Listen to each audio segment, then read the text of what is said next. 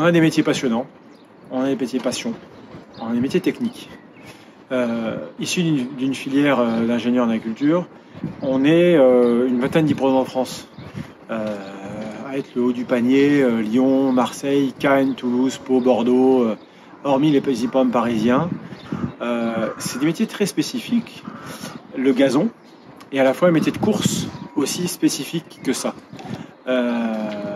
On a des difficultés à recruter dans nos métiers, comme tout le monde, parce qu'on n'est pas sur un stade, on n'est pas sur un green, et c'est un métier de course, donc on n'est pas du tout sur la hauteur de tonte, on est sur 10 à 12 cm de tonte, on n'est pas du tout sur les mêmes principes, et il faut arriver à gérer ça. Et aujourd'hui, trouver des bons techniciens de pistes de course, c'est un peu compliqué, et ça mériterait une formation professionnelle par rapport à ça, parce que ça s'apprend, ça s'éduque, et comme une saison c'est un an et que le gazon il faut la gérer, les courses se préparent un an à l'avance, les travaux qu'on a fait cet hiver préparent les courses de septembre, les courses de mai, donc il faut qu'une logique se fasse par rapport à ça. On apprend le métier sur le tas. Moi j'ai appris le métier et j'ai eu la chance d'apprendre ce métier avec les hippodromes de France Gallo, sur d'excellents hippodromes avec d'excellents techniciens sur Chantilly, qui m'ont appris le métier, mais c'est difficile d'apprendre le métier aujourd'hui.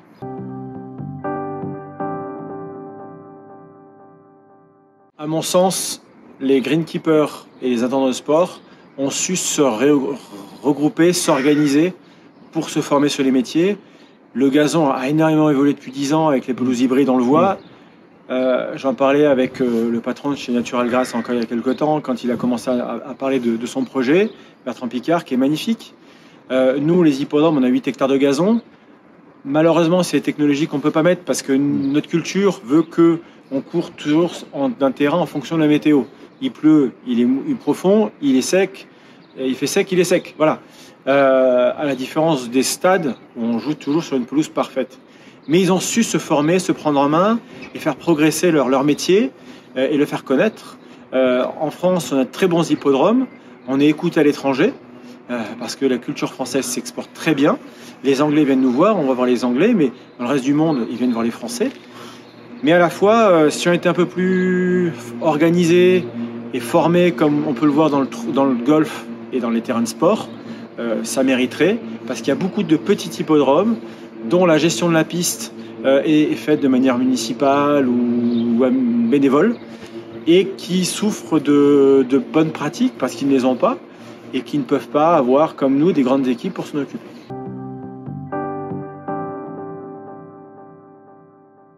Nous, on travaille avec la Fédération nationale des courses hippiques qui travaille un petit peu déjà à essayer de former ses intendants, mais pour moi, on est vraiment qu'au début.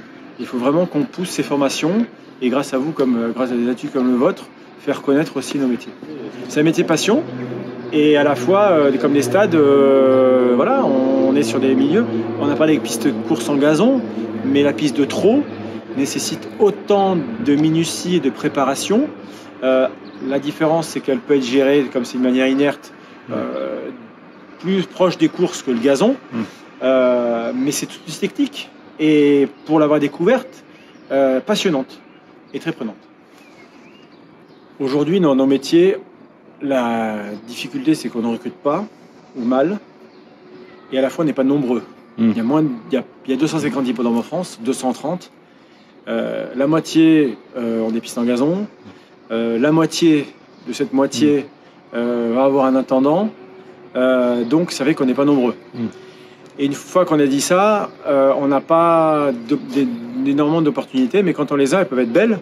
Et à la fois, pour les former sur ces métiers-là, il faut arriver à les attirer. Une fois qu'on a la science de la matière, du gazon, on se forme assez rapidement au métier du course. On comprend les tenants aboutissants, voilà. Et ça peut le faire largement.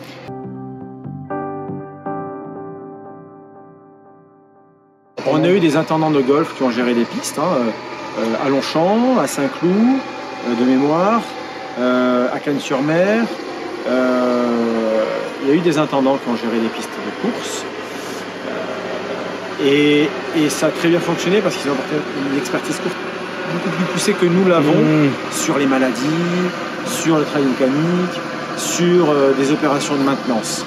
Après, on n'est pas sur les mêmes hauteurs de gazon d'importance ou sur les stades. Donc, vous voyez, nous on tourne en 6 mètres, hein, on a des Rotomec à plateau ou des Votex. Voilà, on est sur des hauteurs de tonte différentes, mais à la fin, on vit notre piste. Donc, on la marche. Moi, je vais la voir souvent, je lui parle. Je suis un petit peu fou de ce côté-là, parce qu'elle me dit des choses, et c'est ça qui est aussi intéressant. Aujourd'hui, les plus grands hippodromes en Angleterre, là où vous trouvez des très bons hippodromes en gazon, Angleterre, États-Unis, Japon, Australie et Hong Kong. Voilà, sont vraiment les terres de gazon. Les Émiratis arrivent derrière avec des énormes moyens comme à Dubaï et au Qatar. Ils courent aussi sur dirt, donc sur terre comme sur gazon. Ils s'inspirent des Français et des Anglais pour leur maintenance. Les Australiens le font très très bien. Les Américains avec leurs problématiques aussi et leurs objectifs. Et il y a une fédération internationale qui existe, qui met d'abord en avant les courses et les chevaux.